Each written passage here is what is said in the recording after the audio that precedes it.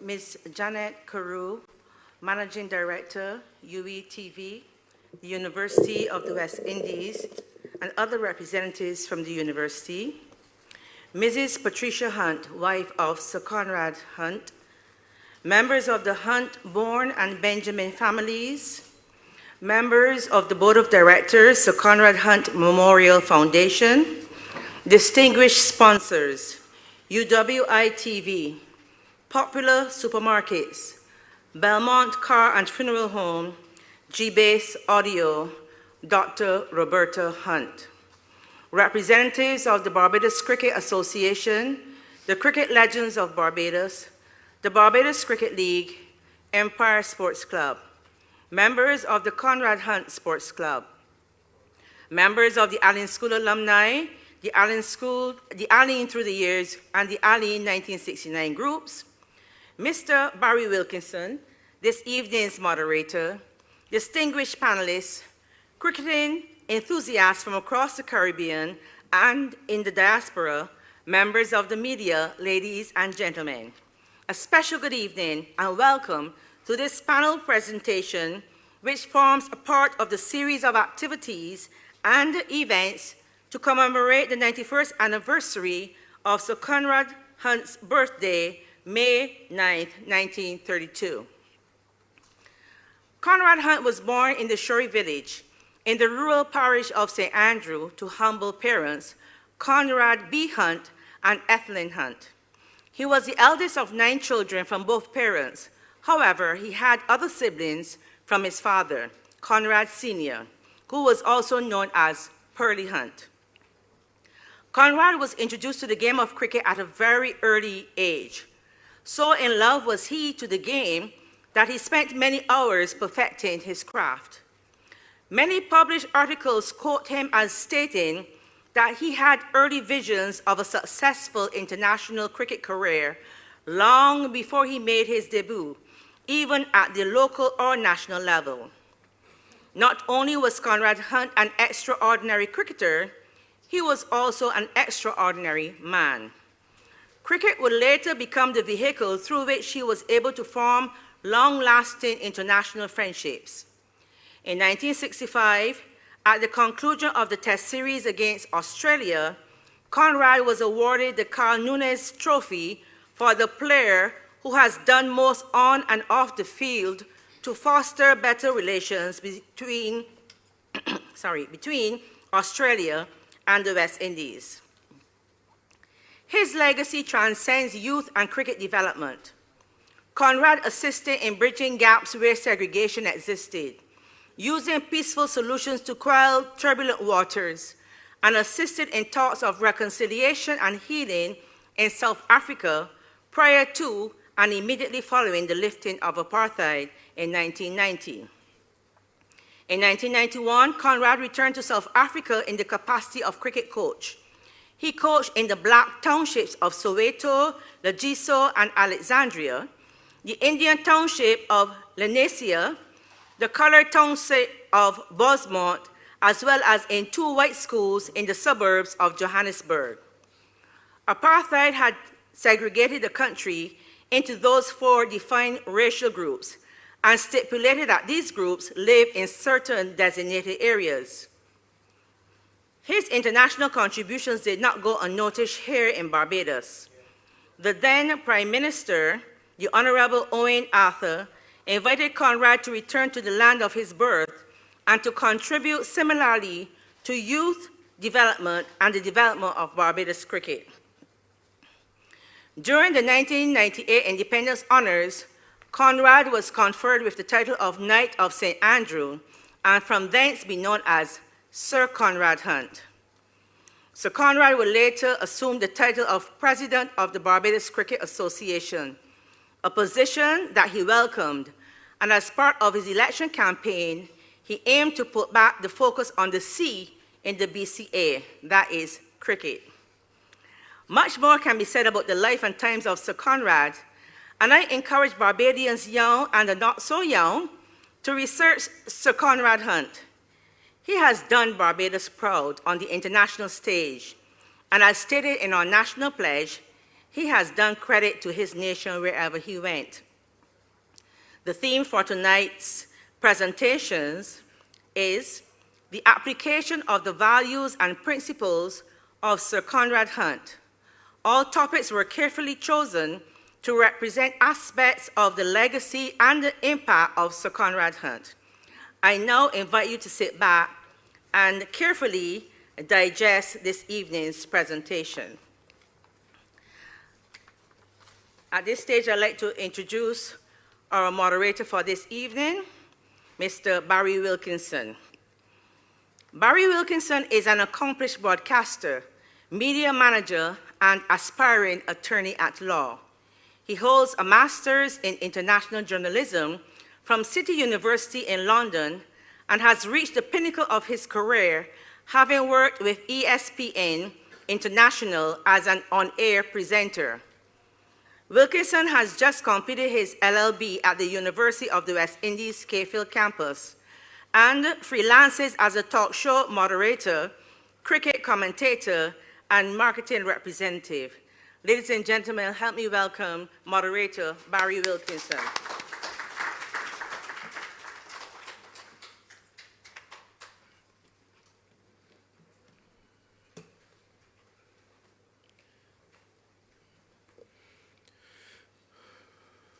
Protocols being observed. Ladies and gentlemen, good evening. Before I get into our panelists, I just want to say it's a great pleasure to be here this evening at this event because it feels like just yesterday back in 1999 that Sir Conrad Hunte announced that he was running and vying for presidency, as Donna just alluded, of the Barbados Cricket Association. I remember the day well because I was with journalist Keith Holder, and we came to this press conference when Sir Conrad announced that he's going to be running for the presidency. And this presidency was unlike any other in the history of Barbados cricket. It took on a national election feel when Sir Conrad Hunte mentioned that he was going to take over and run cricket in Barbados. Quite ironically, I was with Keith Holder the same day that Wayne Callender broke the news on radio that Sir Conrad Hunte had just died in Australia. And I say that because it was a day that myself and Keith were taking a gentleman from England who had come to Barbados because he had planned to invest in Barbados' cricket. And he had come to Barbados to have a meeting. He was staying here for 3 months over the winter. And he had come to Barbados to have meetings and talks with Sir Conrad when he came back from Australia, because Sir Conrad, I believe, might have been on holiday there. And we heard this news on radio, and he was crestfallen. It was like if Sir Conrad was his brother. This man took on Sir Conrad's death in a painful way. And Keith and I were just crestfallen. We could not believe what we just heard. So to be here my math is not very good, that's 24 years. To be here some 24 years later, to be a panel discussion in his honor is indeed something that I don't take lightly, and I feel very proud to be here to do this. So, Donna, I want to thank you for this opportunity, and I really look forward to the evening. We're going to start, first of all, by hearing from Mrs. Amanda Reifer. Her topic is going to be reimagining women's cricket in the 21st century. Now, of course, Amanda presided as head of the Cayfield Academy of Sport at the UWI Faculty of Sport in 2015-2020. Amanda holds a bachelor's in management and a master's in international management with distinction from the UWI. Mrs. Reifer was the architect and driving force behind the establishment of the first academic sports program here at Cayfield campus. She has a certificate in management and administration of sport and a degree as well in the sciences of sports sciences. She successfully negotiated the first double degree with the University of New Brunswick, Canada, to deliver the master's in a sports science degree. Amanda has worked with the setup team in the sports sciences lab for biomechanics and exercise physiology, and that was the first to be established in the Caribbean, so that's quite a feather in her cap. One of the biggest things I think that Amanda can successfully say that she's done was to manage the sponsorship funds from Sagicor Life Incorporated for the Academy of Sport, totaling some 1.2 million US dollars. And she did that almost single-handedly. I think we need to get her in Parliament. She was the recipient, of course, of the Barbados Sports Administrator of the Year Award in 2017, and she currently sits on the Minister of Sports Standing Committee for National Sports Development in Barbados. Amanda, unfortunately, is not here with us physically, but we're going to join her. I'm going to ask if you would just turn your attention to the screen, and we'll hear the presentation of Reimagining Women's Cricket in the 21st Century from Amanda Reifer. Ladies and gentlemen, I would like to begin by expressing my sincerest gratitude to the organizers of the Sir Conrad Hunte Memorial Panel for extending this incredible opportunity to address you all today. It is an honor to be here, albeit virtually, and to contribute to the important discussion we are about to have. I must take a moment to apologize for not being able to join you in person. Of course, I would have loved nothing more than to stand before you, sharing this space and engaging in face-to-face interaction. But that was not to be. Today, we gather to explore a great topic: reimagining women's cricket in the 21st century. Today, I invite you to step into the realm of possibilities, to embark on a journey that challenges the status quo and defies the limitations of the past. Cricket, a sport traditionally dominated by men, has long held women in its shadow. But what if we could reshape the narrative? What if we could ignite a revolution that propels women's cricket to new heights, where it stands shoulder to shoulder with men's cricket? Let us dare to imagine a world where women's cricket is as competitive, exciting, and celebrated as its male counterpart.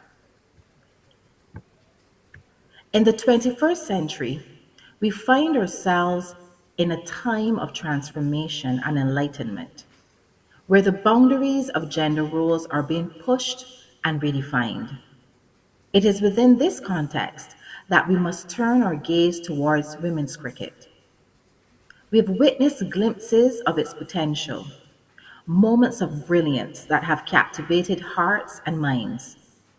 But these moments remain sporadic, overshadowed by the might and legacy of men's cricket. Can we dare to imagine a world where men and women's cricket stand shoulder to shoulder? To reimagine women's cricket, we must first challenge the deeply ingrained biases that confine it. Let us shatter the notion that cricket is solely a man's game. Cricket is a sport that transcends gender, a battle of skill, strategy, and determination. By embracing this truth, we create an environment where women cricketers can flourish and unleash their full potential. But it takes more than rhetoric. We need action, commitment, and investment.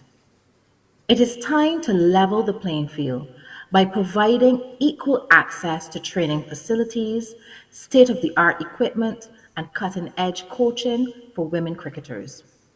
Let us build a robust infrastructure that empowers them to excel and overcome the barriers that have hindered their progress far too long.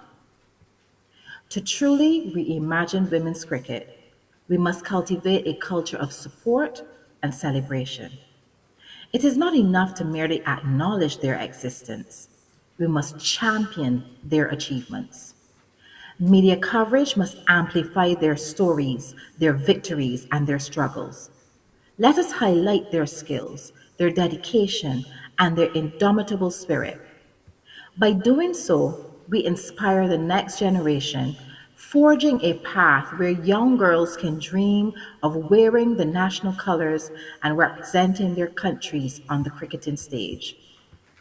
We cannot underestimate the power of role models.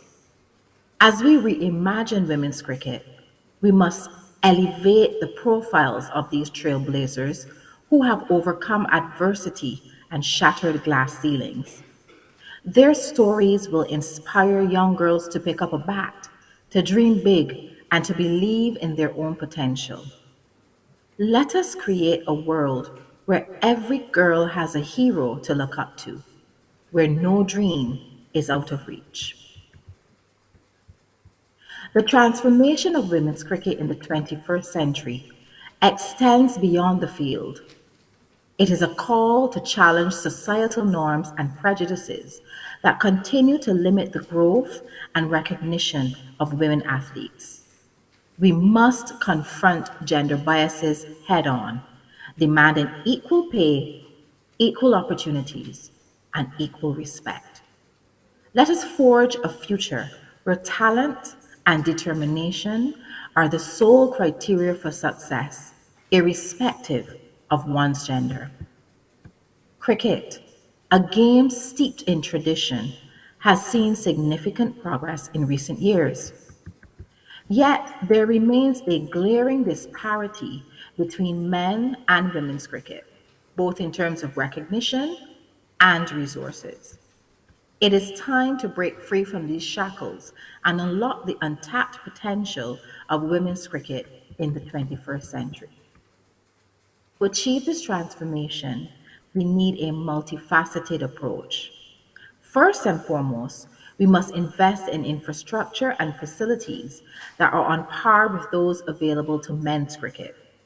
Adequate training grounds, world class stadiums, and cutting edge equipment should be made accessible to women cricketers.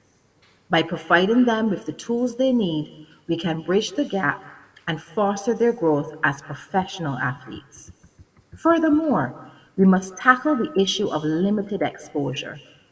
Media coverage plays a pivotal role in shaping public perception and interest.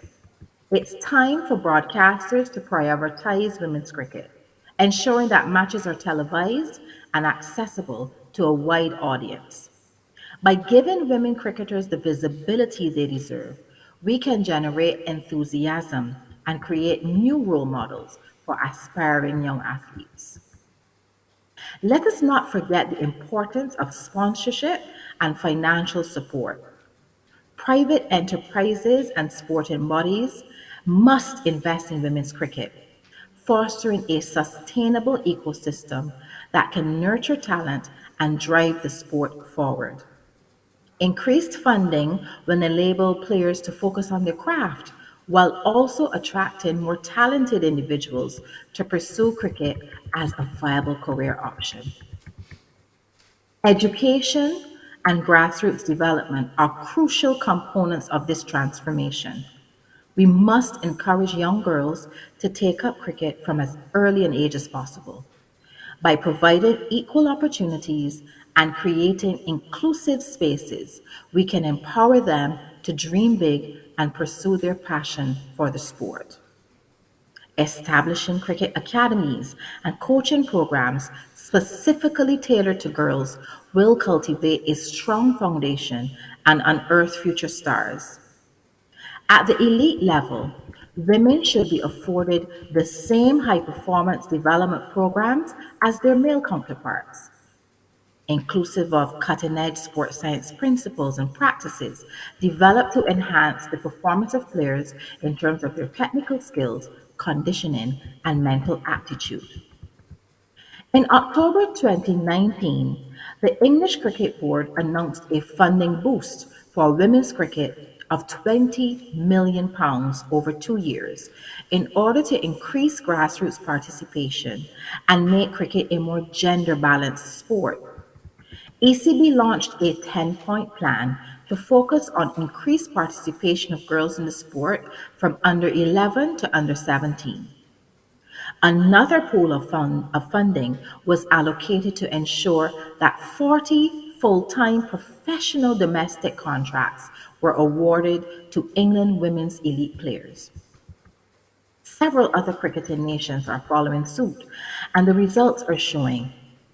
The Women's Premier League is a T20 cricket franchise league in India. It is owned and operated by the Board of Control for Cricket in India, or BCCI. The first season was played in March 2023 and saw Mumbai Indians win the first title. WPL India cricket is a groundbreaking event that has had a tremendous impact on women's cricket.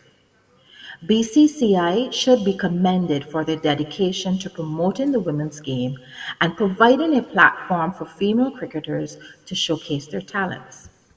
With the growing popularity of female cricket worldwide, it is essential that women's cricket receive the same level of recognition and support as men's cricket. WPL India has helped to bridge the gap and create a level playing field for female cricketers. The tournament has provided a platform for young talent to emerge and has also helped to inspire a new generation of female cricketers. Overall, WPL India has been a game changer for women's cricket, and its impact will undoubtedly be felt for years to come. One used to hear that spectators don't come out in the same way for women's cricket as they do for men's. However, that myth was debunked at the WPL with stadiums filled, completely full, for all of the games. In the case of the West Indies, one may argue these nations have more resources. That may be true. But as we reimagine women's cricket in the 21st century, one must find solutions and actively pursue them. One idea could be to enhance the competitive spirit of women's cricket by fostering greater international collaborations and create more global tournaments. A stronger international calendar comprising of high stakes tournaments will give women cricketers the opportunity to showcase their skills on a grand stage. This will not only raise the overall standard of the game, but also captivate audiences worldwide with the fierce battles and extraordinary talent on display. It is imperative to challenge prevailing stereotypes and gender biases within the cricketing community. We need to foster an environment where women cricketers are respected and celebrated and given the same recognition as their male counterparts. This means breaking down the barriers that hinder their progress, from discriminatory selection processes to unequal pay. Only by championing equality can we truly transform women's cricket and make it a force to be reckoned with. The economic impact of women's cricket globally is relatively small compared to men's cricket. Women's cricket has not yet achieved the same level of commercialization, media coverage, and sponsorship as men's cricket, which results in lower revenues and economic impact.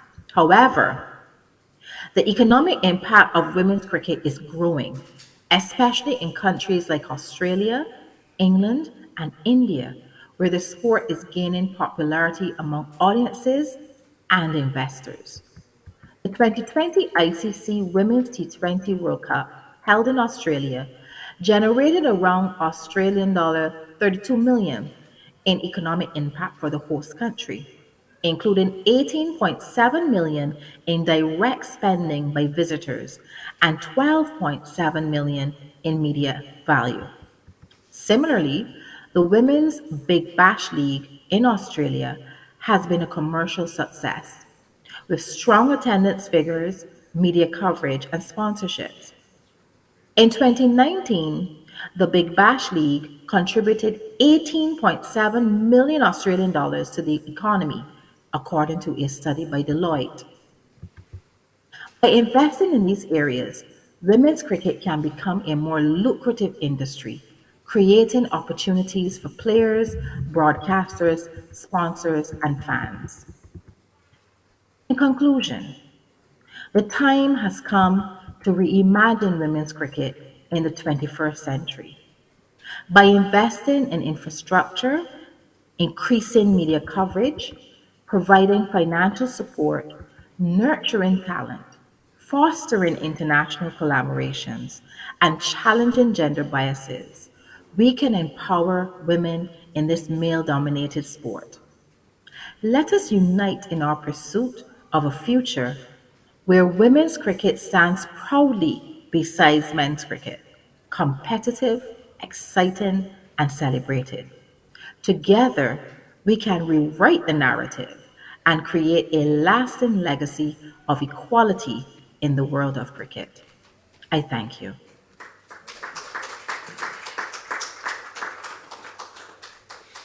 And indeed, we thank you, Amanda Reifer. Thank you so much for that. We're going to move on now with our second panelist, Mr. Elsworth Young. He's going to be talking about building integrity and trust, imperatives for success in sports. As the panelists will make their way up to the head table, I'll tell you about Mr. Young, of course, a gentleman I've known for years, retired permanent secretary. Mr. Young is a specialist in employment relations and human resource management with experience at senior executive levels in the Barbados Public Service, the CARICOM Secretariat in Ghana, and the private sector. Significantly, he was permanent secretary in the Division of Youth Affairs and Culture in the Ministry of Education, Youth Affairs and Culture during the period of Sir Conrad Hunte's service as youth advisor with the government of Barbados. Mr. Young has lectured in human resource management and industrial relations at the Barbados Institute of Management and Productivity, known as BIMAP, as well as in industrial relations at both the undergraduate and graduate levels of the University of the West Indies, Cafo School of Business. Ladies and gentlemen, let's welcome a man whose surname certainly epitomizes how he looks, Mr. Elsworth Young.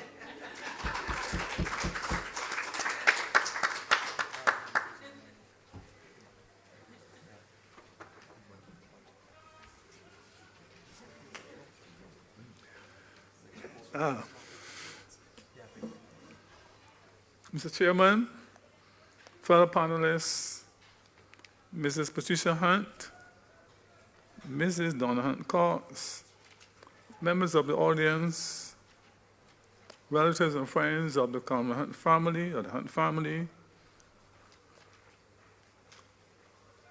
Ms. Carew, members of the audience present, as well as those on the live stream, good evening. As the chairman said, having a long life, embracing over 80 years, 60 of which have been spent employed in and observing organizational leadership in motion and interacting with a number of outstanding sportsmen has afforded me the opportunity of observing a wide range of personality factors. Permit me to confess, Mr. Chairman, from the outset, that I lay no claim to the status of a sportsman. Despite flirting with cricket, football, bodybuilding, judo, and karate, apart from becoming a habitual jogger, a walking enthusiast over 50 years or more. Success in maintaining a trim physical appearance during my entire life has led my doctors and close friends to erroneously conclude that I must have been some sort of an athlete. It's really a genetic trait. Be that as it may, my understanding of my assigned building integrity and trust, imperatives for success in sport, has been strengthened through having the privilege of working in the same organizations as such eminent sports persons as the Right Excellent Sir Garfield Sobers and the late Sir Conrad Hunt, as was indicated earlier. Equally rewarding were opportunities of liaising closely with Sir Wesley Hall and the late Anthony Mango Phillips, two former schoolmates who respectively excelled nationally and internationally in cricket and weightlifting, and Mr. Anthony Tony King, in his own right, a great schoolboy batsman and subsequent successful entrepreneur and business person. My position on the topic is that while the themes of integrity and trust are both critical to success in sport at the individual level, they are not sufficient to ensure success. Other factors are vital to ensuring that goal, namely proper coaching, a passion for constant repetition of skills learnt, and a firm belief in one's ability to succeed.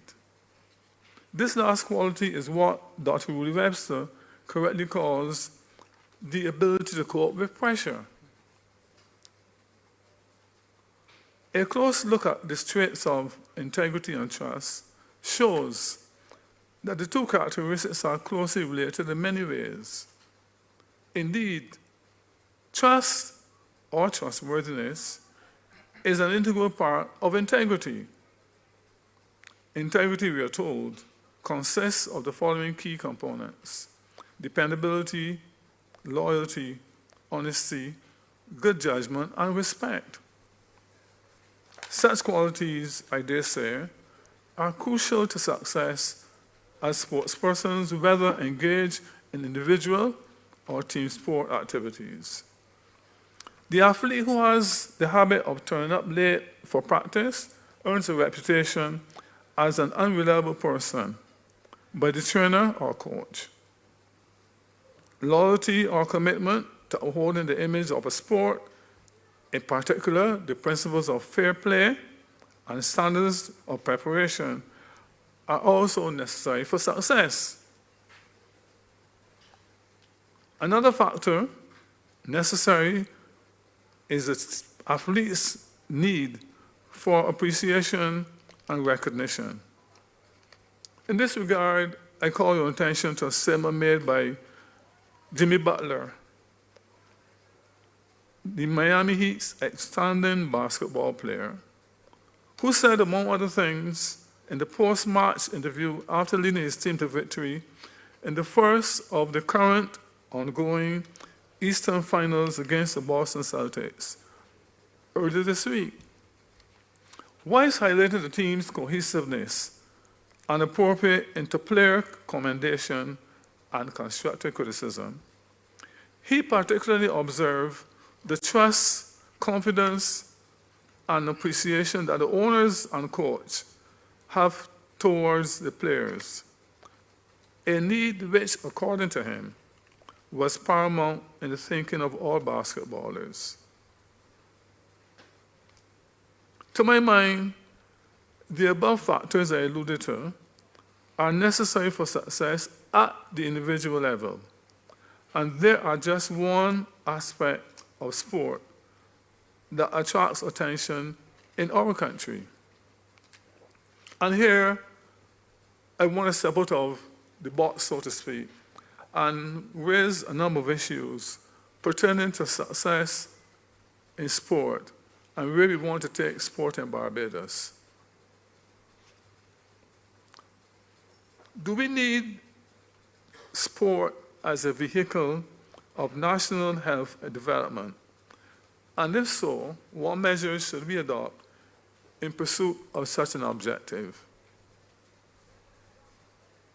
Is sport as one of the solutions to this problem of perceived social exclusion and deviant behavior among our youth? 3, or should we direct national efforts at developing sports persons to compete at regional levels, be it cricket, football, netball, hockey, and athletics, or at the international level? In other words, what are we going to use sport for in this small nation state?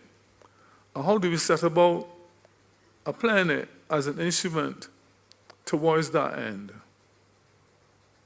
Because I contend that the whole question of integrity and trust will hinge to a large extent on how we apply ourselves and our resources in achieving those objectives, whether for sport or for health. Earlier this week, during the celebration of World Hypertension Day, We were reminded by Dr. Adrian Lord, one of our experienced and renowned family physicians, of the stark reality of an alarmingly high rate of hypertension amongst our people, arising from the incidence of obesity in the community. To my mind, therefore, national sporting activities should be directed at improving the physical health of our citizens, apart from helping to promote human development, especially the youth, in sport for national and international competition. National physical fitness must be accorded the highest priority, otherwise, we run the risk of continuing increasing costs of remedial activities, along with attendant losses in productivity arising from poor health condition and workplace absences. Such a larger goal of human development should take account of the drastic changes in attitudes of today's youth, especially millennials, the sharp competition confronting them, and the tendency by some to pursue practices to enhance performances in preferred areas of sport, especially athletics. There are no legitimate shortcuts to success in sport. Thus, training in ethics must be integral to all coaching activities, regardless of the sport at hand. This raises a serious question as to how should be set about establishing a methodology for instilling in the young people those moral ethics or ethical standards that Sir Conrad Hunte subscribed to as a way of ensuring application of high standards of integrity and trustworthiness. I submit that our country should start using, in a very direct way, the psychological skills come out of this university as a way of trying to understand the way how people behave. But that's basically what psychology is. Because in this way, our psychologists will be able to get into the minds of the young people to ascertain or to find out why they have certain fixed attitudes that are directly in contradistinction to the standards of conduct required to ensure integrity and trustworthiness. This is no easy task. An ordinary professional cannot do it. It has to come from individuals who have the tools of the discipline of psychology to interface with these youth, to understand why they bring to their respective sports certain behaviors and standards of conduct that are reprehensible. I believe that this country has the capacity to do that. Where there's a will, there's a way. Training in ethics must be integral to all coaching activities, regardless of the sport at hand. Notwithstanding the above reality that there are some persons in sport who indulge in performance-enhancing drugs as a way of achieving shortcut improvements in their performance. It doesn't necessarily mean that the majority of athletes will behave like that. But at the same time, I venture to say that the total development of the human personality, inclusive of sporting or athletic abilities, is consistent, in most cases, with the philosophy of Sir Conrad Hunte. I come out to the major issue facing us at the national level in attempting to organize activities for human and social development. I want to recommend that since the government already has in place the institutions for doing this business, the National Sports Council is the Ministry of Sports, there already is a groundwork of institutions for achieving the objectives of a national sports policy that is conducive beyond individual sport to create a healthy nation. Thank you very much.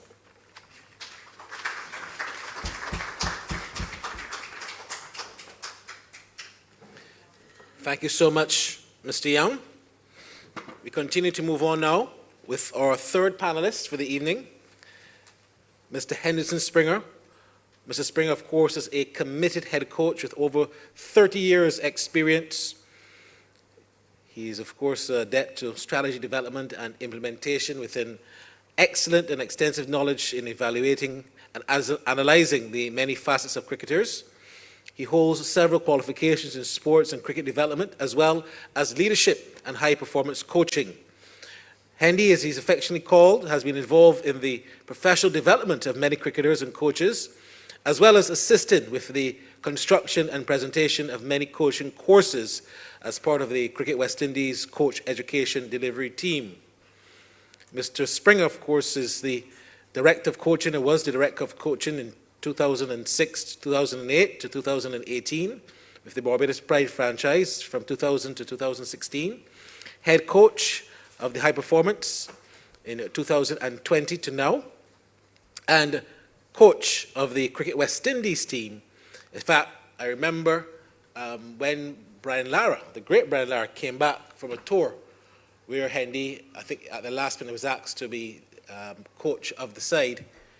And when we finished our interviews at the airport, Brian Lara said to us, myself, Philip Spooner, the same Keith Holder and others, he said, I want to say something to you. He said, this was the first time that we enjoyed as a team having a real West Indian presence on our coaching unit. And I would like to thank Henderson Springer for making a difference in that West Indies side. And that, I mean, that stole the headlines because the West Indies had just come back and, you know, everybody was talking about Lara's performance and so on. But that stole the headlines in the papers the next day that a Barbadian Henderson Springer was complimented, so well complimented by Brian Lara, who, of course, still remains one of the best cricketers ever. But back then, I think it was 2006, Hendy? 2000, yeah. Yeah. Back then, you know, Lara was really big stuff. And for him to say those things about Hendy, we really felt very proud. I also can tell you, Hendy, that Tino Best, to this day, Tino Best always says, and we all know Tino, but Tino Best always says about you, he says every morning he gets up, he says, what Springs used to tell him, new day, new opportunities. He's known for saying that, and certain things have stood with cricketers. So Hendy, that was not part of the script, but I can speak so eloquently about you because you're indeed revered among the cricketers who have great admiration for you. So ladies and gentlemen, let's welcome Henderson Springer. Henderson's going to be talking about keys to community and nation building.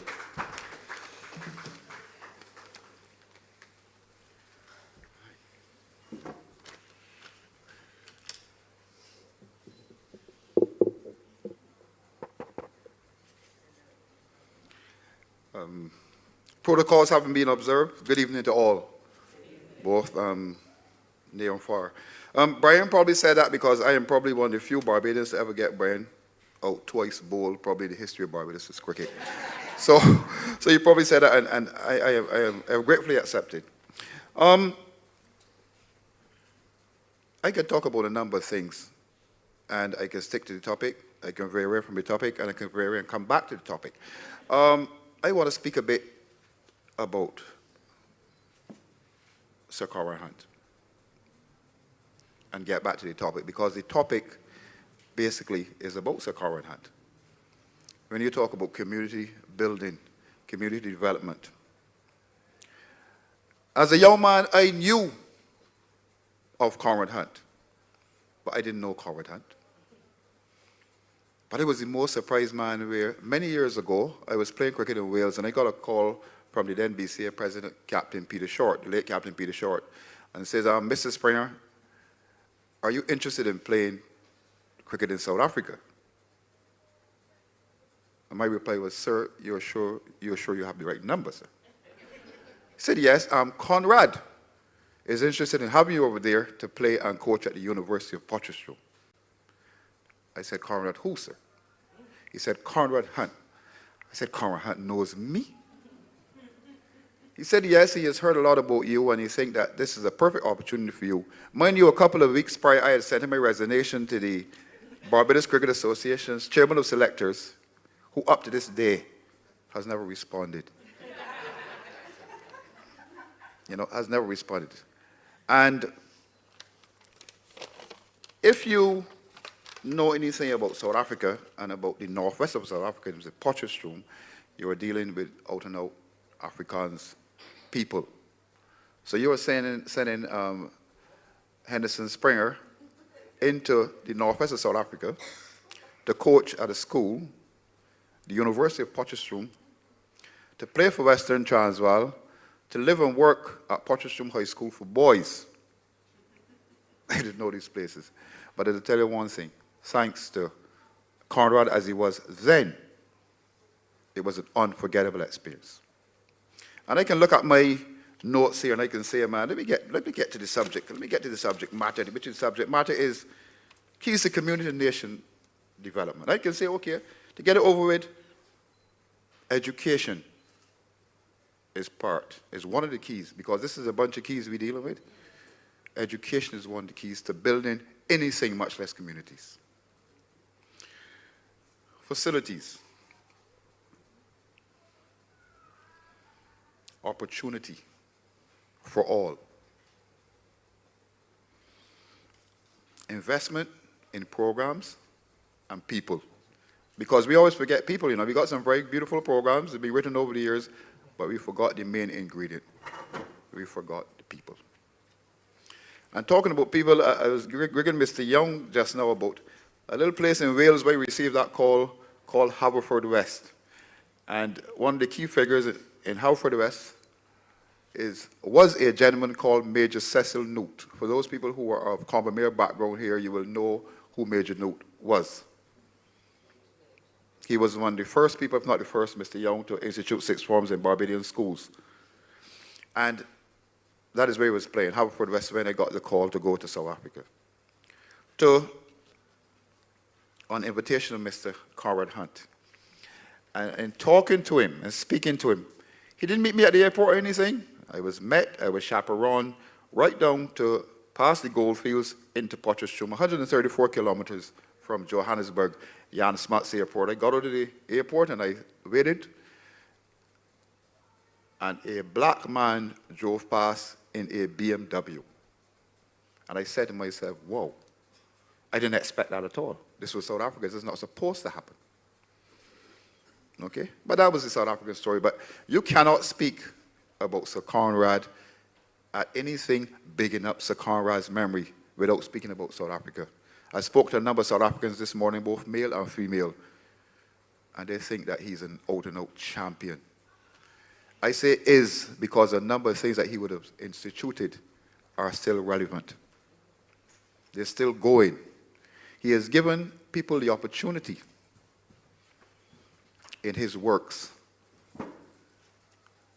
okay, to transcend all types of what I say, Mickey things, for want of a better phrase. He worked from Mamelodi up in the north, up in the eastern Transvaal, right down to Langa in Cape Town, and a number of townships, schools, and clubs. Because people think that Sir Conrad only dealt with black people, He dealt with all people. He dealt with all people. He didn't wait for them to come to him. He went to them. And I think that is something, when it comes to cricket development, sometimes we get wrong. We wait for people to come. I think we got to have a presence where the building site is. And the building site, as stated here, is in our communities. That's where we find people. That is where we find people in the communities. In our interaction, and I believe that I'm still of a certain age where I can say I'm probably one of the few people from Barbados, still in Barbados, to have worked with Sir Conrad, to see that side there and this side when he came back. And he was a person of integrity, respect. Those were his core values. Trust. which I think is the strongest human emotion there is. He was that type of person. So there is no building up to the reason why this person could go into communities and help build them. And his greatest ability was the ability to help people to help themselves. He never did everything for everybody. Okay? He helped you to help yourself. He pointed you in the right direction. He had core values. And he passed them on. And in this modern day, I can always use the cricket environment because it is easiest for me to speak to. I've been in cricket all my life. There are a lot of things that need to be taught. In the best cricket environment, there's more to life than cricket. But cricket does play an integral part. Cricket does play an integral part. Until we start learning that there are other things outside of cricket, as Miss Oxley told me years ago, the competencies. Miss Oxley, you remember telling me that in class? The competencies, your strengths around the main course. Our cricket will always struggle when we think that the only way to become cricket is by playing cricket only. It is one of the worst things a cricketer can do, just play cricket. And his contribution to community development through my eyes, it's like, he dealt with holistic development, all-round development. It was not only the cricketer, but it was the person, because he fully appreciated that the person played cricket. And he worked out, better person, better cricketer, because the cricket was always easy to coach. But being a person, it became more difficult. So we had some discussions on preparations of team, preparations of people. And he used to talk about the physical part, the mental part, the technical part, the tactical part. And then he would stop at the lifestyles management. That is, we were stopping. We have a whole long discussion. But it wasn't a discussion because I just listened. A discussion is usually interactive, so I just listened. Only to come years down the line and find those same points when it came to coach education at some of the highest levels in the UK and Australia. That is how teams are prepared. Physical, mental, technical, tactical, and lifestyles management. And they're specialists in all areas. His contribution, not only to the community, to the communities, to the world, to South Africa. And I used to say to myself, well, it's so sad that he passed away before he really got a good grip into Barbados' cricket. Now, if this man can influence so many people in South Africa, Barbados got 250,000 people. You don't think that he would have had a serious impact? I used to think so. Right? He would have had a serious impact because he touched people who touched people. It was like a type of network marketing type of thing. He touched me to touch you, to touch Elsworth, and it went that way. And it was so well done, I say already and I'll say again, it still is living up to today. It's still alive up to today, and that's what I'm saying. Thank you. And again, I've gone back in the community that I'm supposed to speak about. He supported, he initiated, he promoted reconciliation amongst people of varying backgrounds and religions and colors, etc. He was the man there. As I said, I still speak to South Africa. Up to today, I was talking to a guy from Potch that never met him before.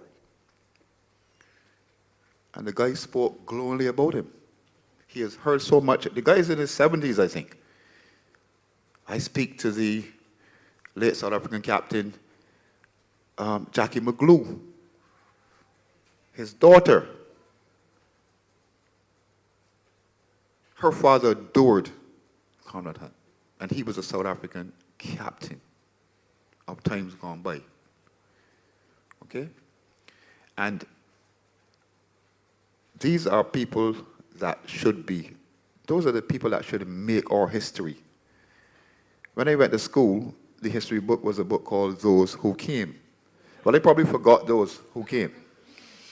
Right? But I remember Conrad Hunte, as he was then. I knew him as Conrad Hunte, but then he went on to be Sir Conrad Hunte. That is what we miss out on. The history of our great people here. We must know what is happening home first before we go out. I cannot travel anywhere in the world and anybody asks me anything about Barbados and they don't know. I must know about here first. These things need to be taught in schools. We have produced some of the greatest cricketers on the face of the earth. How many of those people are part of our day-to-day lessons when it's come to teaching and learning? How many? I'll give you a quick example. You may think it's a joke, it's an example. I had Sir Charlie Griffith a couple of years ago speaking to me on the 17th down at Kensington Oval. About 10 years ago, and Charlie was speaking about the greatest subject there is, the history of Barbados' cricket and how it contributes to West Indies cricket. Barbados got a tremendous cricket history. And Charlie spoke eloquently, and I was sitting next to Charlie. We had a table set up like this. And all of a sudden, Charlie stopped. Charlie said, "You all guys know Pompey Spooner?" I said, "Shh." Now, I don't know Pompey Spooner. I know of Pompey Spooner.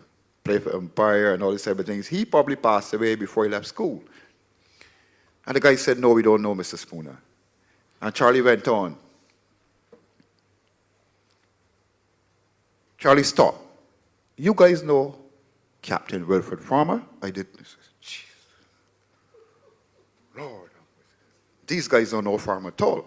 I barely know Mr. Farmer. Farmer played for, he was the commissioner of police. He made a double century against Jamaica in 1960. I think he died in 1974. All these different things. This is 2013. You're talking to these young under 17 guys. So they didn't know Farmer either. So Charlie continued. And Charlie was flowing. All of a sudden, Charlie stopped.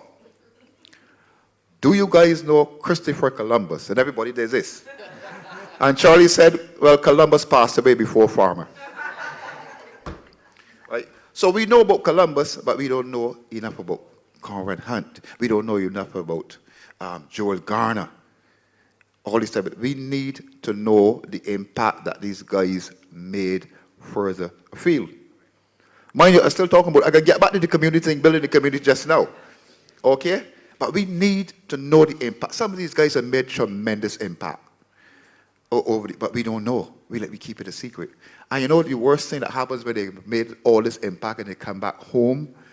Some of them are always seen as the boy from down the road that had the worn pants, and the worn pants had a hole in it. As if to say, without saying, "We don't come from here." Why? Now, poor you have gone halfway across the world and think you can make an indelible contribution when you come back to what you call home. You know, some people, they got that type of reaction. Understand? I never discussed it with Mr. Hunt, but I think I got a reasonable idea how you felt.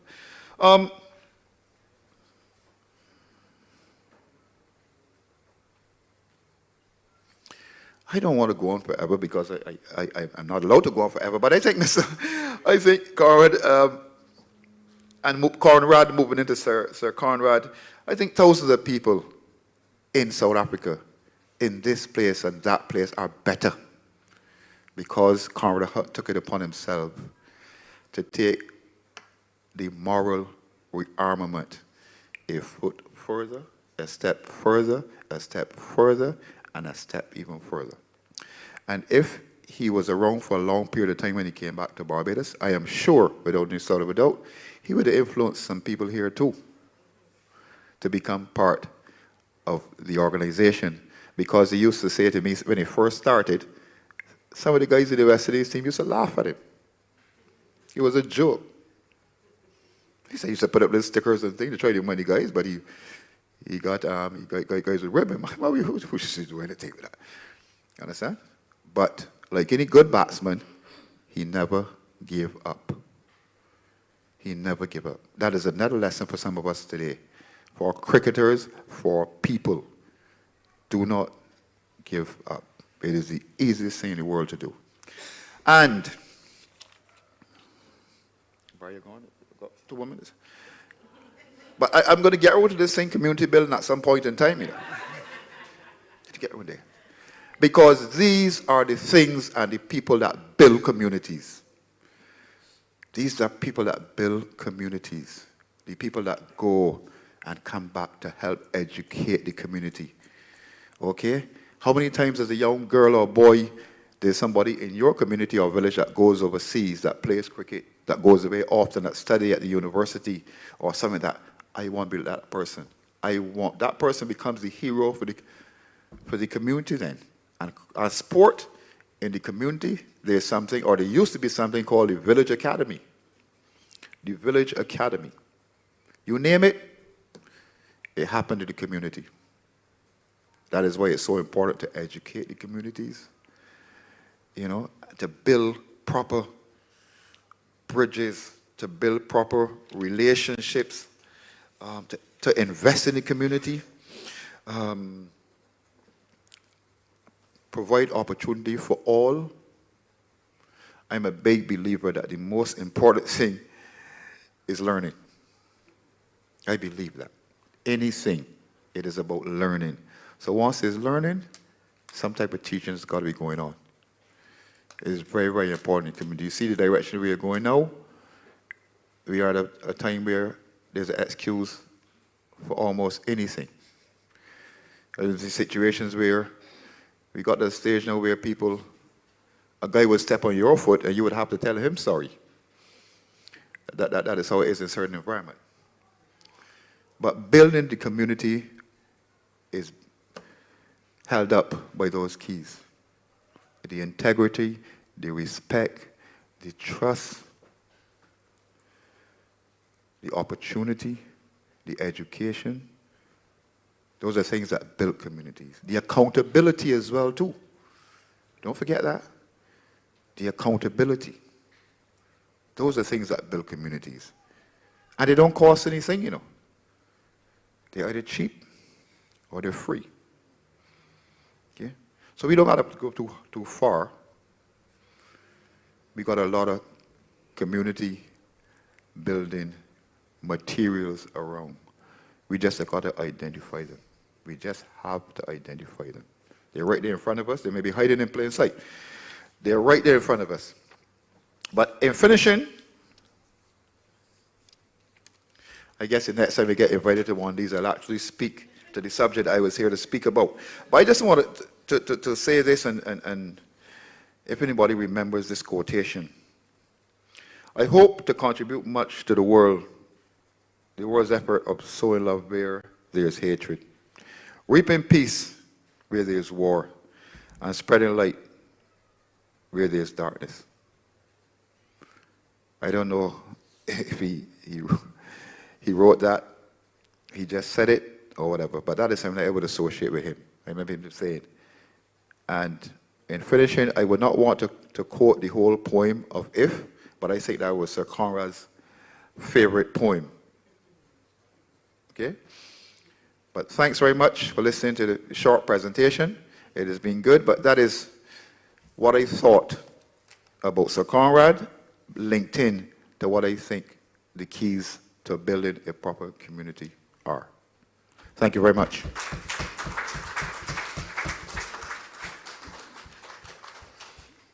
Thank you so much for that, Henderson.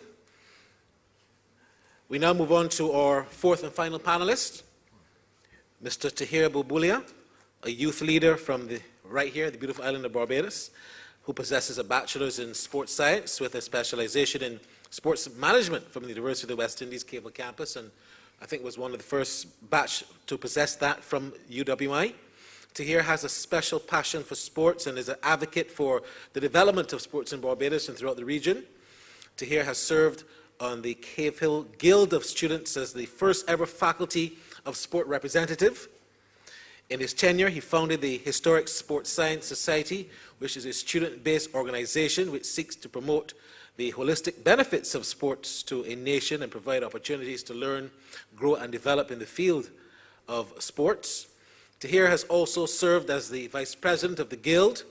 Additionally, Taahir has represented Barbados in various capacities to many international organizations, including the International University Sports Federation, the Commonwealth, and most recently he was appointed as the Barbados' Youth Ambassador to the United Nations.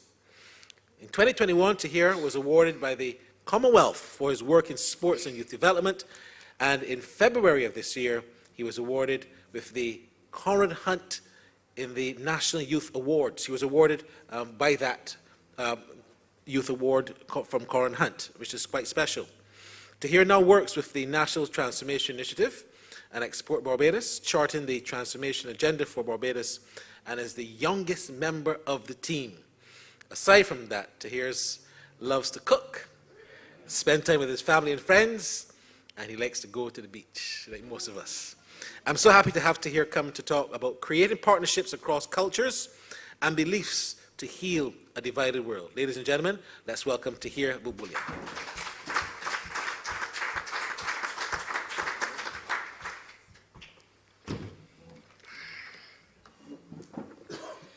With all protocols already being established, good night, everyone.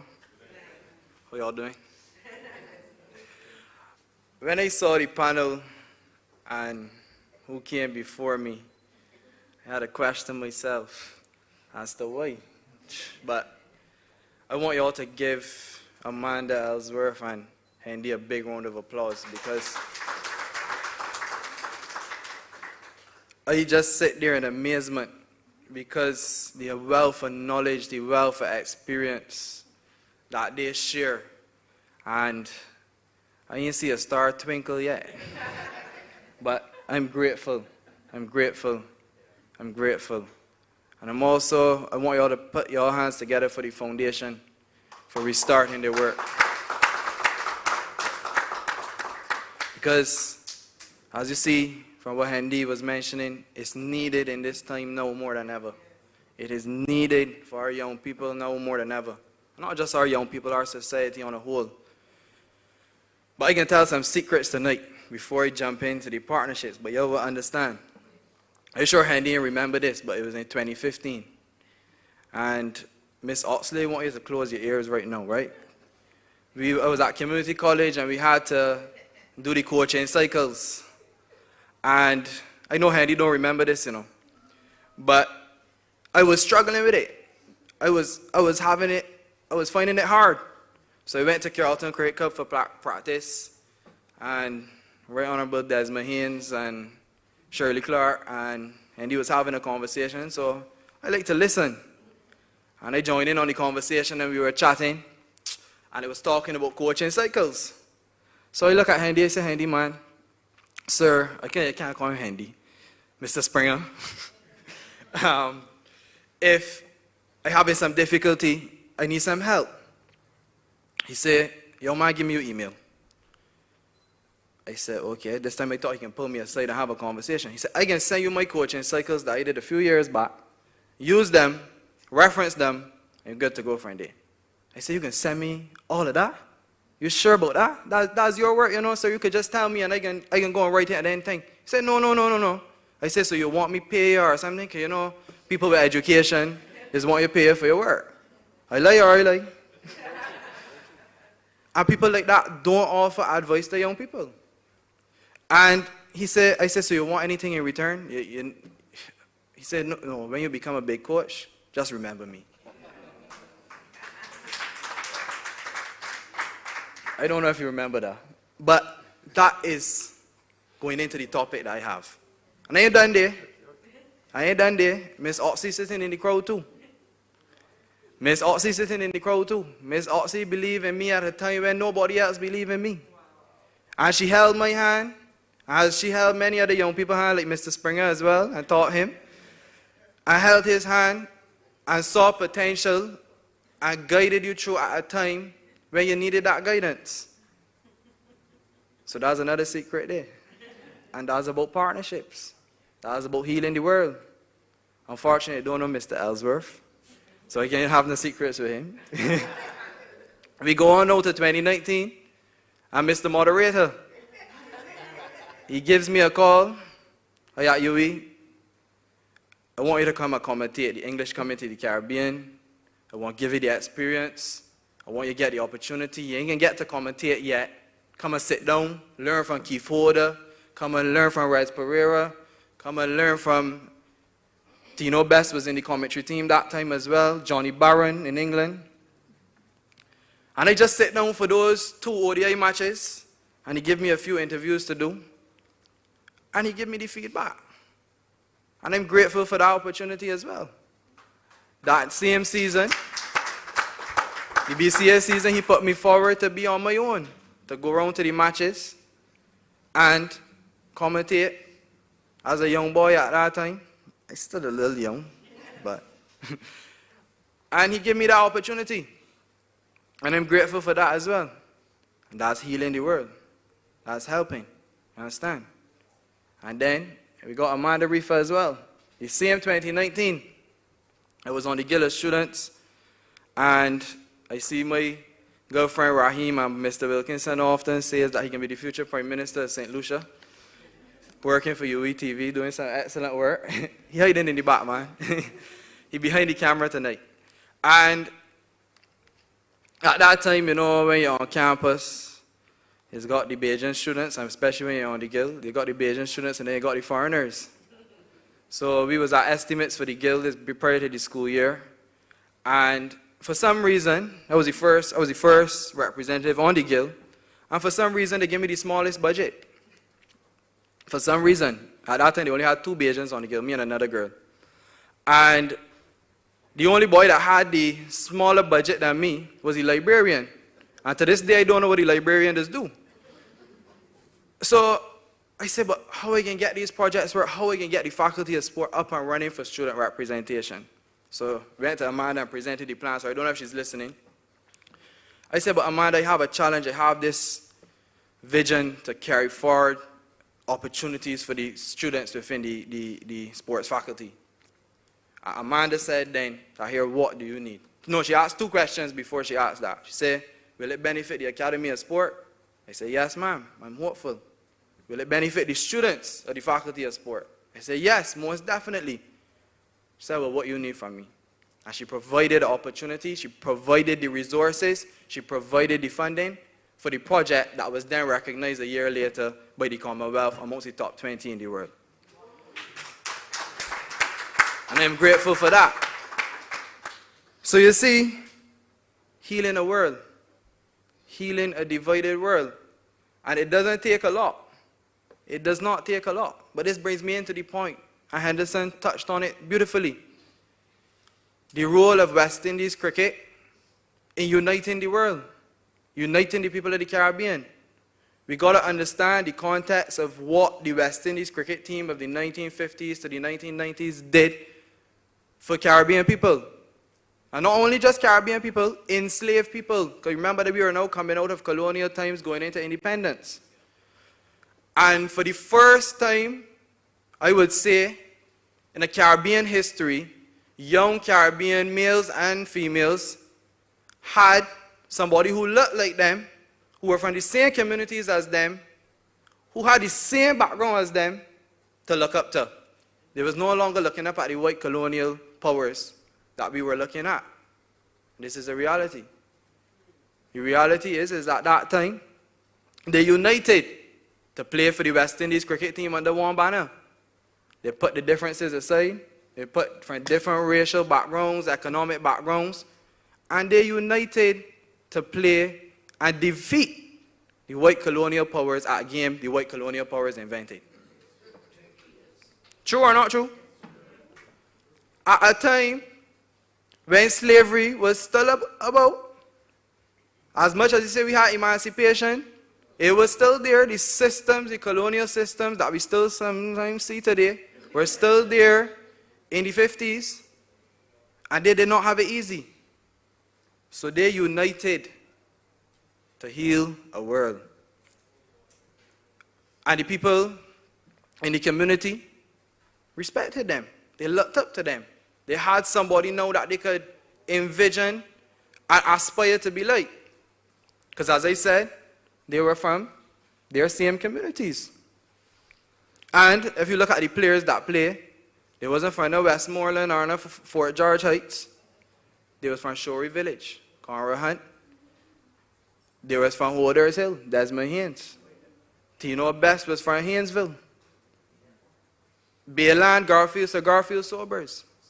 Poor communities from poor backgrounds looking at the bigger context for which they were playing for to unite the Caribbean. And I would say tonight, this might be a little controversial, Raheem sitting in the back. And I think Devron left as well, but Barry, and I want to congratulate Barry on your LLB. Congratulations as well. I know it's not easy. Give Barry, Mr. Wilkinson, a big round of applause. But West Indies cricket team has done more for the people of the Caribbean than CARICOM has done for the people of the Caribbean. The West Indies cricket team have done more for the people of the Caribbean than CARICOM has done for the people of the Caribbean.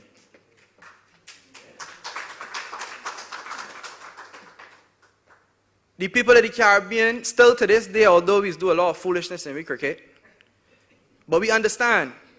We understand. When West Indies lose, we sad.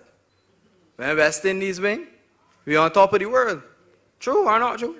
We all have that one common ground that we want West Indies cricket to get back to where it was.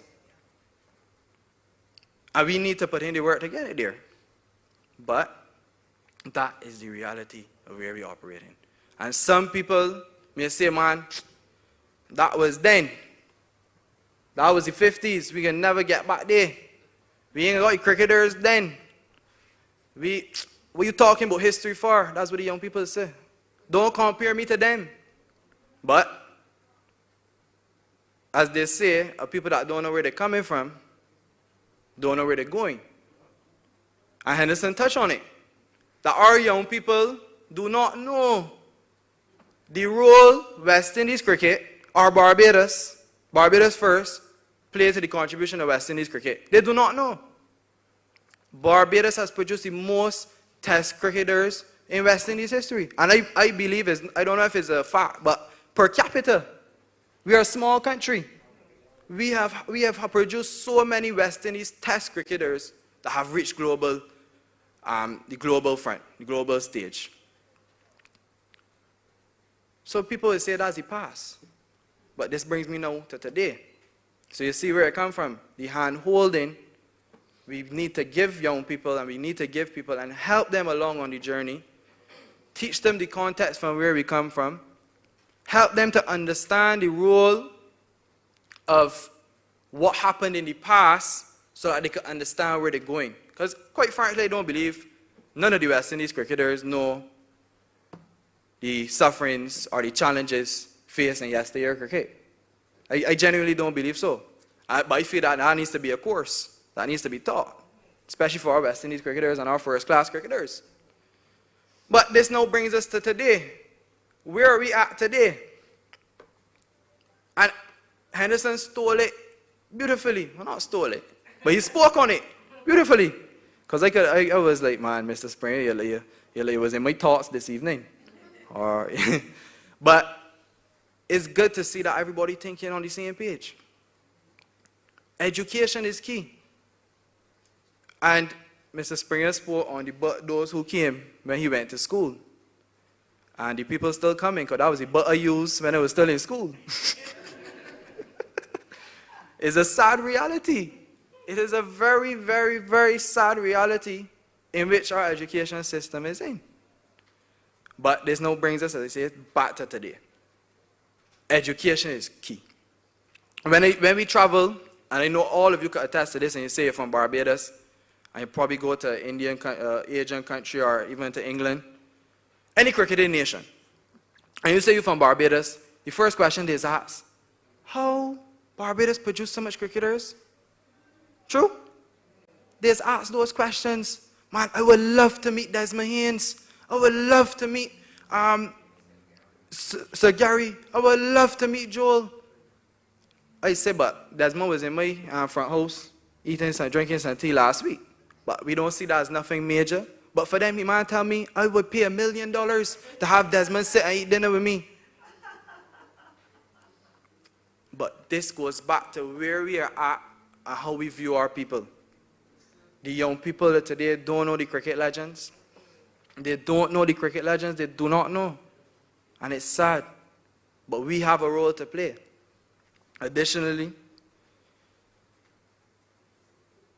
education, as we said, is critical. And they need to understand where the legends, what the legends have done. But this now brings us going forward. We outline the problem. We outline the context. We outline the problem. And now let me look at the solution. It's people like us that have to go out there and preach the gospel. Have to go out there and teach the young people and bring the young people along. Whether it be in our schools, whether it be in our communities, wherever it may be. We have to take the responsibility upon ourselves and go and empower the young people. And it's not a law where there's a notion out there, and Barry will hear it every day, and Barry starts that the young people is this and young people is that. Yes, they have bad apples, but where the young people does learn it from? You understand?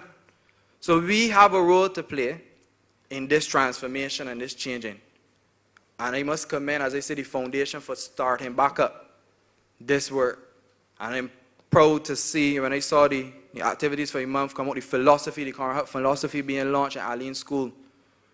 And I want you all to give them a round of applause for that, because the young people need it. And if we could leave here tonight and say, I can take one young person along, just as Miss Oxley did.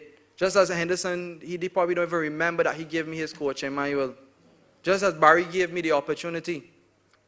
You know, we hold somebody's hand and take them along and teach them. And just give them the opportunity. They will flourish. They will flourish, and the young people need us now more than ever before. We have distractions now more than ever. Technology, social media. A young man would prefer to get paid $500 and take somebody's life rather than sit down and take 5 minutes of education from one of us. And I'm sure if we just take 5 minutes a week and speak to a young person about all these things, the world will be a much better place, and we will see the healing start to happen. And I thank you all for the opportunity. It's simple. The topic was creating partnerships across cultures. We all from a different culture. We all from a different background. And community building was touched on. And the world can be healed if we impact one person's life. As Henderson said, 1 + 1, as my dear father always says, 1 + 1 + 1 + 1 + 1. You ain't got to go out there with 5,000 people at one time. Just one person. And once that person gets impacted, trust me, he can bring another person along. She can bring another person along. And in my closing, I just want to leave you all with this quote. There can be no community without unity. With that, I thank you, and God bless. Thank you. Have a good night. And I hope we didn't bore y'all. Panel, we're speaking on your behalf, because I know we missed the news tonight.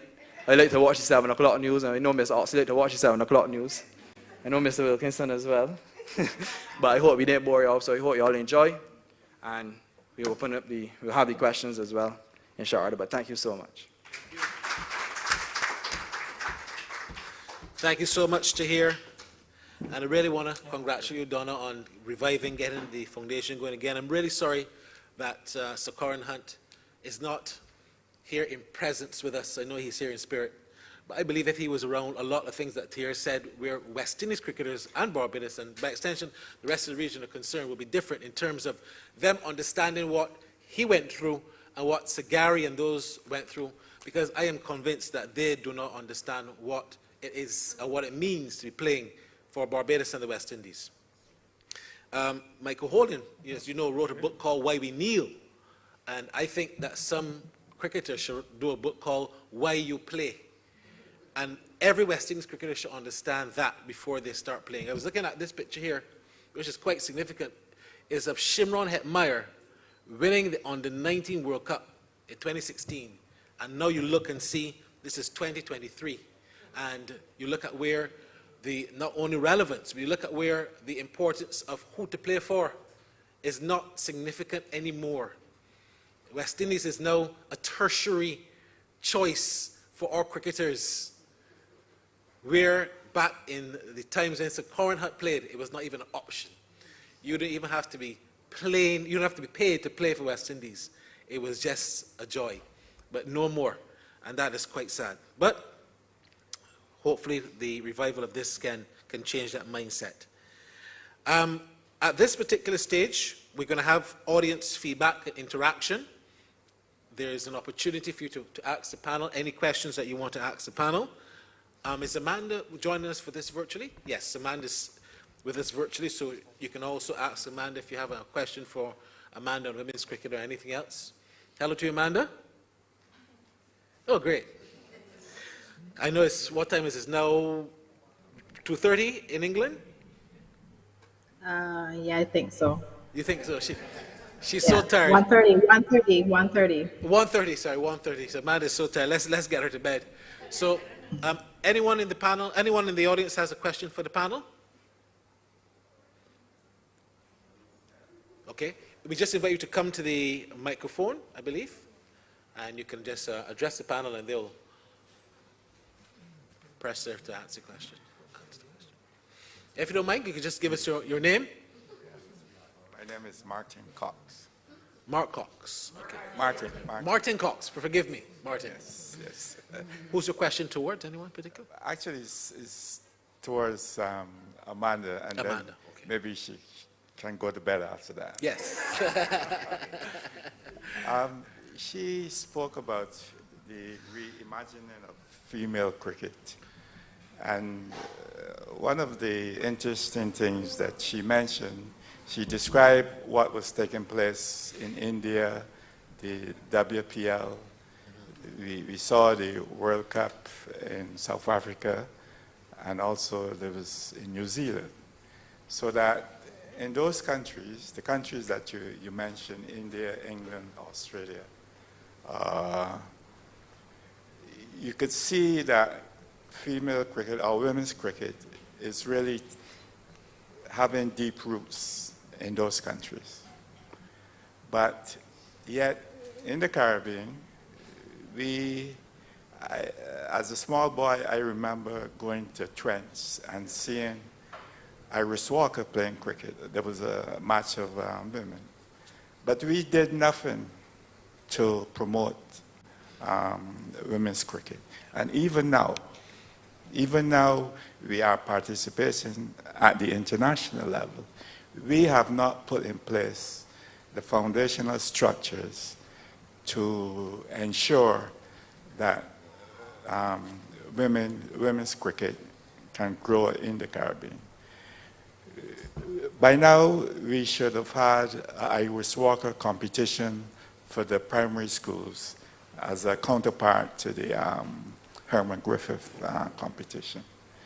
So I thought that you would have focused some more on what we need to do to develop the foundation, because I mean, even in the WPL, we only had 2 cricketers who were invited to participate, Haley Matthews and Miss Doughton. But Miss Doughton didn't go for some reason. So what is lacking in the Caribbean is that we have not placed the foundation.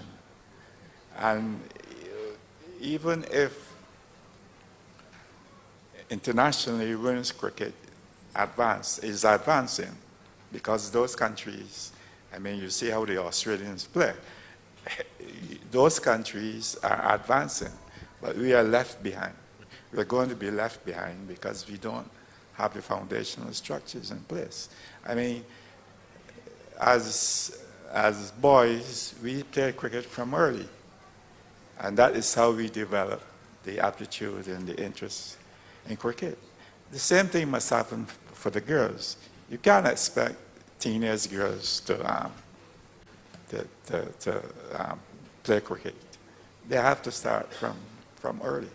So I was hoping that you would have addressed that some more in your presentation.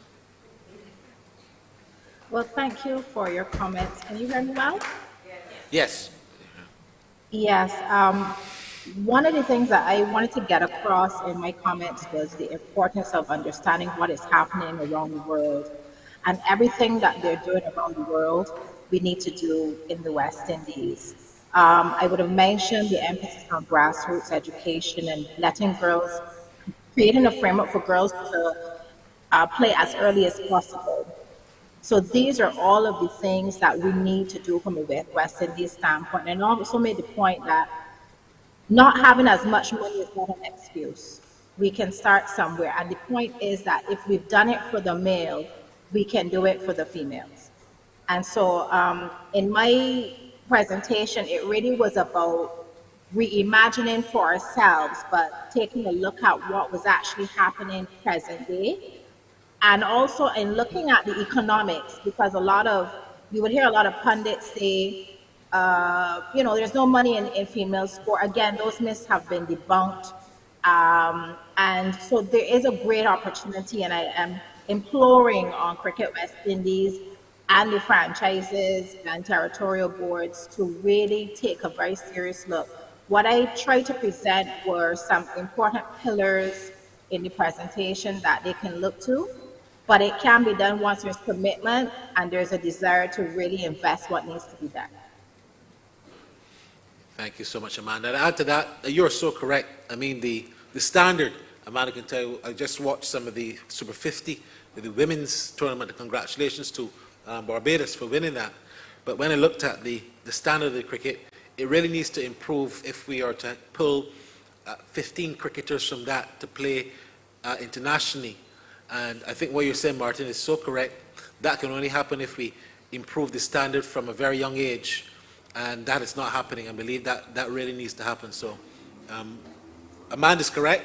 Cricket West Indies need to spend a lot more time on the development of women's cricket, or else it will not develop, it will not grow like how the men's cricket is growing. I think women's cricket needs a special look right now. There's no local young women's competition, and the standard around the region, when they look at the Windwards, when they look at all of the other territories, it doesn't look very strong. And Hayley Matthews is one bright, shining star, but they're not married. Yeah, but she was exceptional. She was also a very good Karifta athlete. She was, I mean, yeah, we don't know how many more there are there, and we need to find out some more. Any more questions? Could be for anyone in the panel. I'm going to do like if it's going once, going twice. Oh, I bought it. Marty, you can sit down with that microphone if you want, you know. Well, I'm going to take the opportunity to be provocative here. West Indies cricket was started when we were the British West Indies, right? University of the West Indies started when we were the British West Indies. BWIA, British West Indies Airways. Now, we are no longer the British West Indies. We are all independent countries, the members of the, right? Is West Indies cricket team, the term West Indies is an anachronism.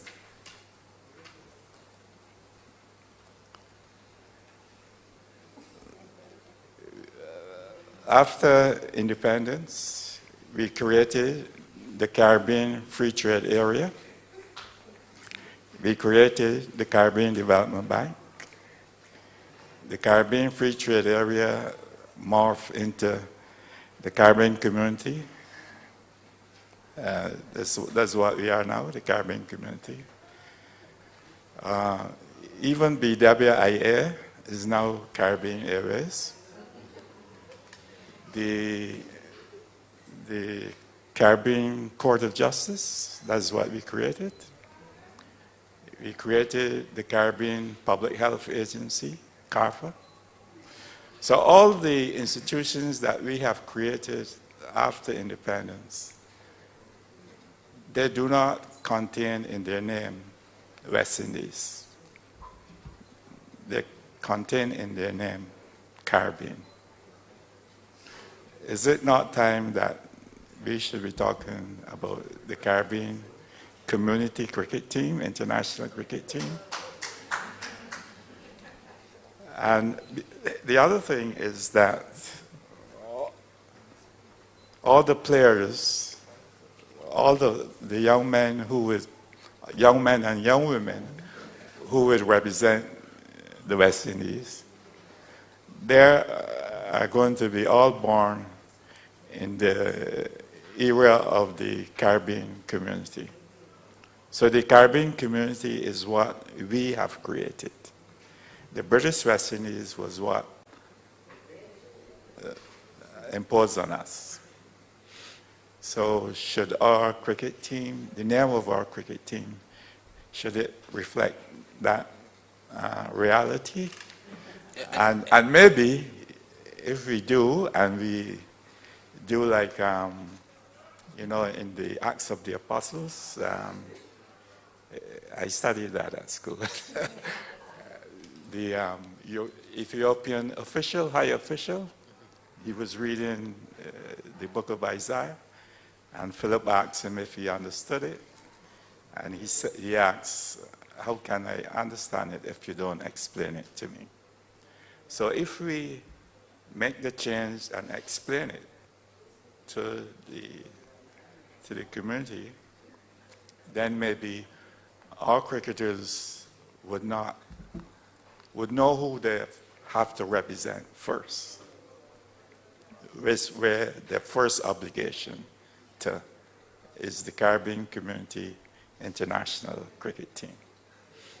Do any of the guys want to respond to that? Any of the panel want to respond to that? I mean, in the meantime, my first impression is that West Indies cricket is such a big brand. It has been a massive brand since Clive Lloyd would have won the 75 and 79 World Cup. And West Indies cricket, despite the problems that it has now in terms of organizing itself and competing against the better nations of the world, I think West Indies cricket remains a strong enough brand to hold its own, I must say. And I say that in the context that Guyana is not part of the West Indies, but Guyana is indeed part of the West Indies cricket team. And that has identified Guyana as part and parcel of West Indies cricket, which I think it has done the opposite of what you're trying to suggest. Yeah, Guyana is part of the Caribbean community, part of CARICOM, but it's not part of the chain. You see, that's a good thing, because West Indies is not necessarily a team. West Indies is a chain of islands in the Caribbean. But when you think West Indies, you think a cricket team. So the branding is so strong. To change that branding, that mentality now, would be shifting something that has been so well entrenched in us all our lives. But West Indies is not a team. West Indies is a chain of islands. But when any person in the world hears West Indies, they think cricket. So if we change that, we could very well begin to perhaps further push the game down that it is already. I would not tinker with changing the name West Indies.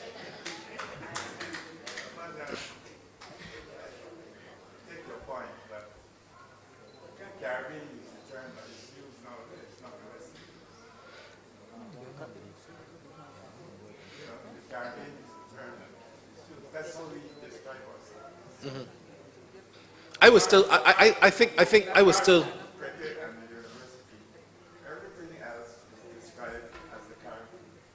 Yeah, I get your point, but I wouldn't tinker with the name West Indies. It's a massive brand.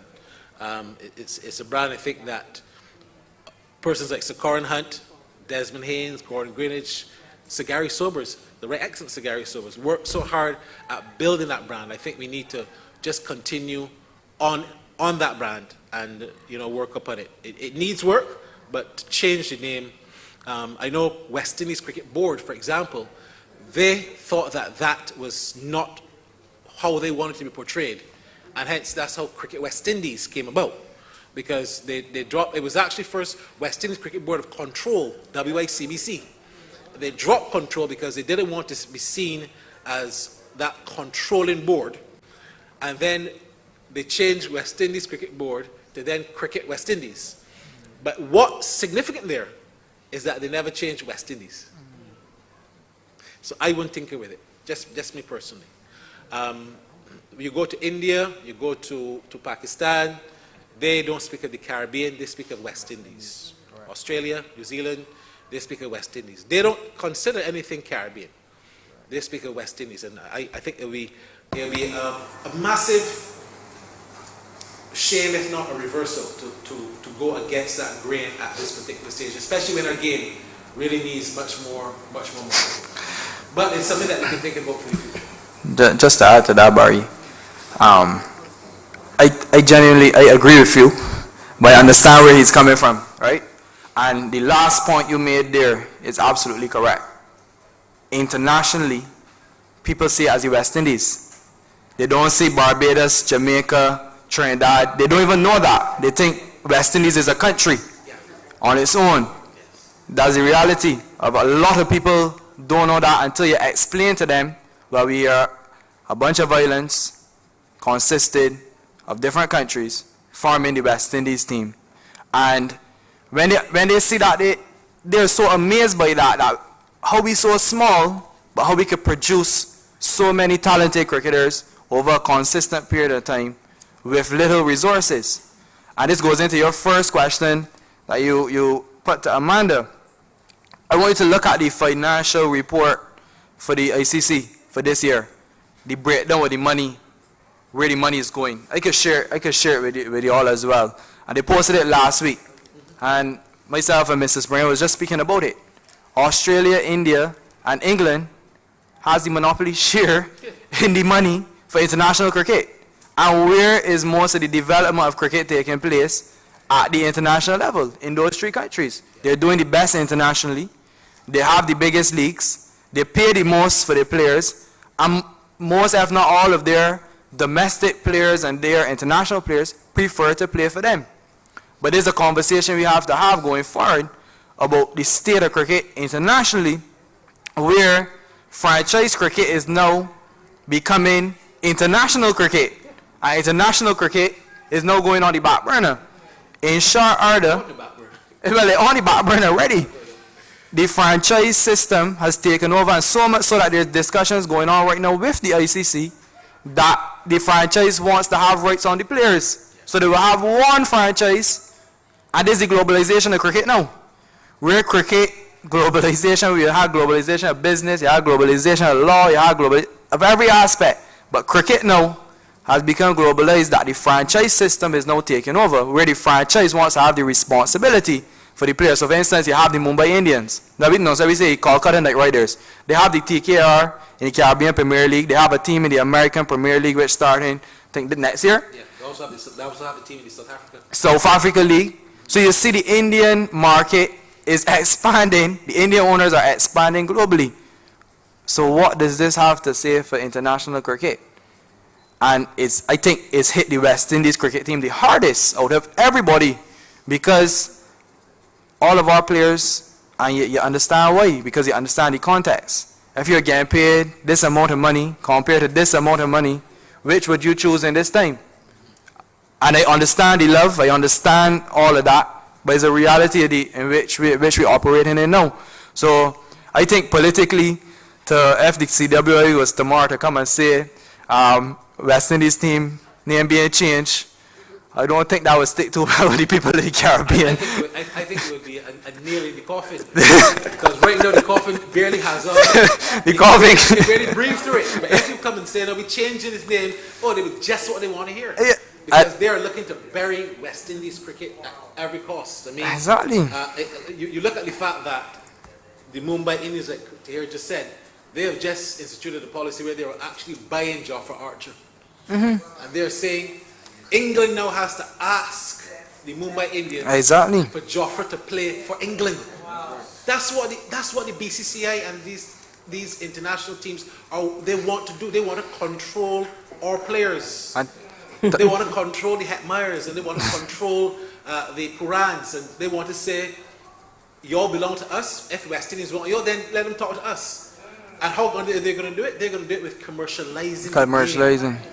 The game is being commercialized out of West Indies cricket hands, right before our Out of the eyes. boards. We're not going to be, Yeah. in 10 years' time, we're not going to be here talking about, per se, international cricket, because what the plan seems to be, from what I'm seeing, is that international cricket will become like football.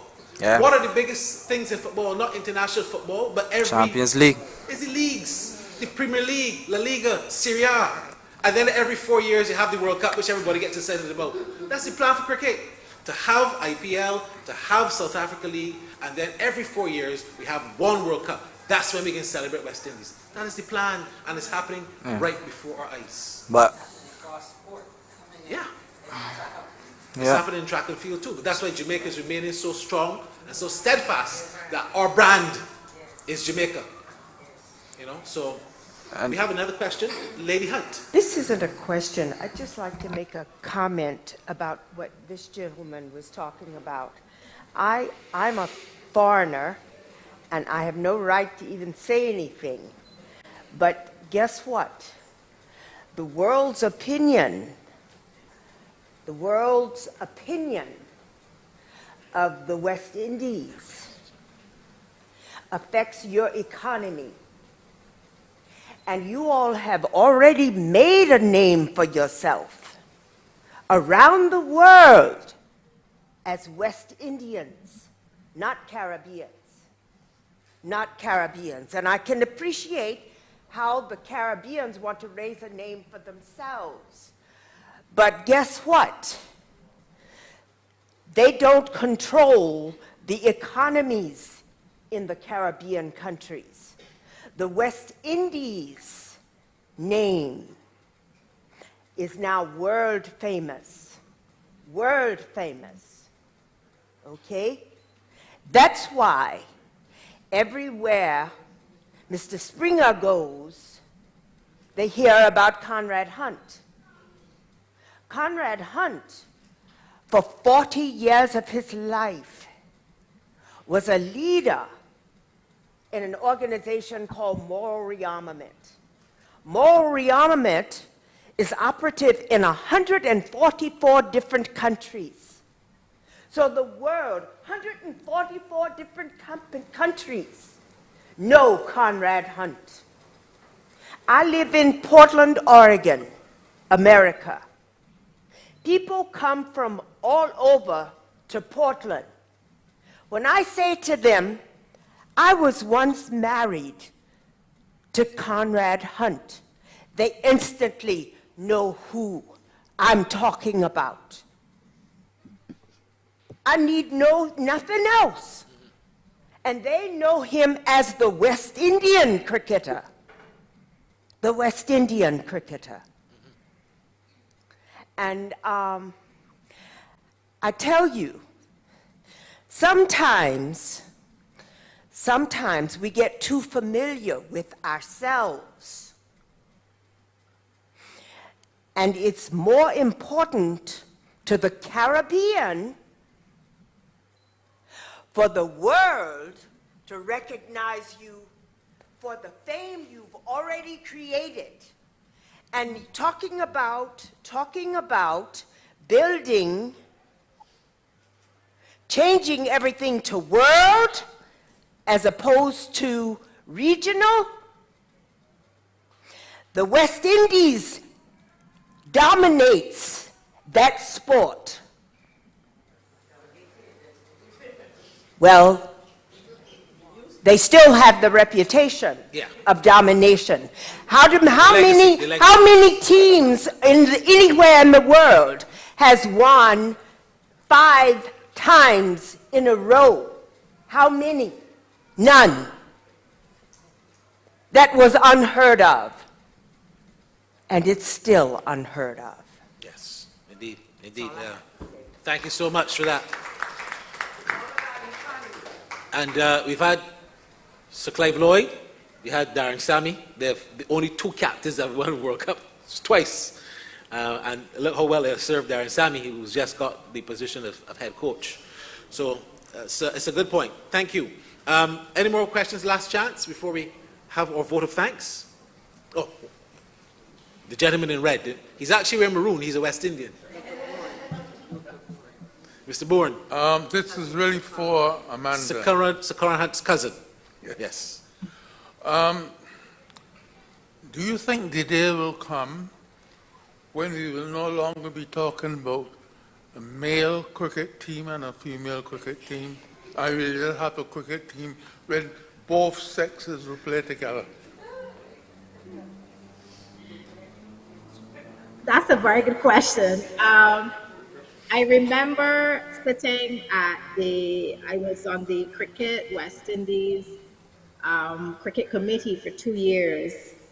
And I remember thinking to myself, I would relish the day that we don't have a women's cricket section on the agenda, that we're just talking cricket, which is all encompassing. I'm not quite sure you may see them playing the way the game is going on the same field, although there are some tournaments where you have maybe 2 females on the team and so forth. But the point is really a valid point about equality in terms of discussion. The day that we no longer have to speak about women's anything in this sport, we have won. The day that we don't segment and separate. So the point I wanted to make in my presentation, I've been really focusing on this a lot in making the point that any program and any structure and any system that we come up with for cricket, inverted commas, means automatically that it is for men and for women, for girls and for boys. I think we have to come to that point that we don't separate how we groom them, how the resources we put into them, the grassroots programs and the coaching. There should be no separation there. You know, and so I think we would win when we get to that point. But at this stage, and from where I sit as a sport administrator, we're not there yet. We're not there yet, but we need to get there. And as a backup to that, in 2000, the ICC perhaps looked in the crystal ball, and I think they got very scared that that could be reality. And that is when we saw the separation of They killed the threat of women playing with men by starting the World Cups, Women's World Cup, and keeping the men separate, because I don't think they want to have the women play at all at any stage with the men. And I believe women's cricket has been going on for eons, but it's now so competitive that I don't think you will see the women playing with men, because I think the ICC never wanted that. And I believe that they've kept that threat and they've nullified that threat by having a very strong setup for women's cricket. So I don't think we'll see that. But you know, this transgender now and everything, so you don't know what in 10 years' time we might be talking about. Just put that out there. All right, that was the last question? Okay, so we're now going to have the vote of thanks from Ms. Marcia Oxley, who Taahir alluded to, who Springs alluded to, and of course, Ms. Oxley is the secretary of the Sir Conrad Hunte Memorial Foundation. Let's welcome her for the vote of thanks.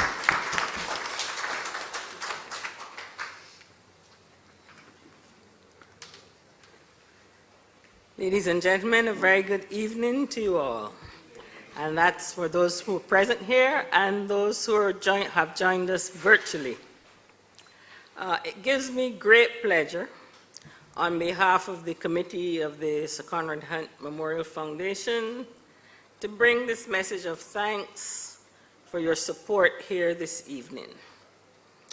I'm saying I played a little cricket too. And Amanda, women's cricket, if we had the opportunities then, we had a lot of good players, right? I'm sure you will agree with me that the discussions this evening were enjoyable and thought-provoking and challenged us in many ways to rethink our modus operandi, explore extensively the true meaning of words like equity and equality, and not just only in terms of gender, but in all forms. Fostering collaborations, fair play, loyalty, discipline, and mentoring were some of the big themes that I think came out across the many fora. I also heard another distinct theme which Sir Conrad subscribed to, but maybe we alluded to it here this evening, but not mentioned it directly. And maybe I recognize it because I myself am familiar with it because it was a theme of my alma mater, Temple University. And it was a theme of acres of diamonds. Acres of diamonds, we go all over the world to find acres of diamonds when they lie in our own backyards. And if we listen to Mr. Springer, listen to Mr. Young, and listen to Taahir, I think we would have heard directly or indirectly that they were saying these. We have many, many resources here that we do not tap into, or sometimes that we do not respect. Okay? I'd like to thank, firstly, the esteemed members of the panel for bringing their various perspectives of the application of the values and principles of Sir Conrad Hunte. We spoke extensively as they related to cricket, but Sir Conrad Hunte's values and his principles supersede all sport, not only in cricket. So if we are thinking of moving sport forward, I think that these values and principles can be applied in any discipline. Mrs. Reifer, thank you very much. I think we all enjoyed your presentation. We enjoyed all the panelists, but special thanks. Mr. Springer, your keys to the community, we understood them. Mr. Young, building integrity and trust and imperatives for success in sport. I think we cannot help but say that is something that is critical. If there's no trust, if there's no integrity, then the house falls down. And last but by no means least, the young man that I sometimes call my son, I steal him from his parents, okay, or one of them, Mr. Bulbulia. And we are all very proud of what you are doing and where you have come and are continuing to go. Thank you very much. I'll also like to thank Mr. Wilkinson for so skillfully orchestrating the evening's proceedings. To our sponsors, and there are many, I'll just quickly mention them. I hope that we haven't left out any. I think Donna mentioned some at the beginning. UWI, thank you very much for your screening and everything that you have done for us here today.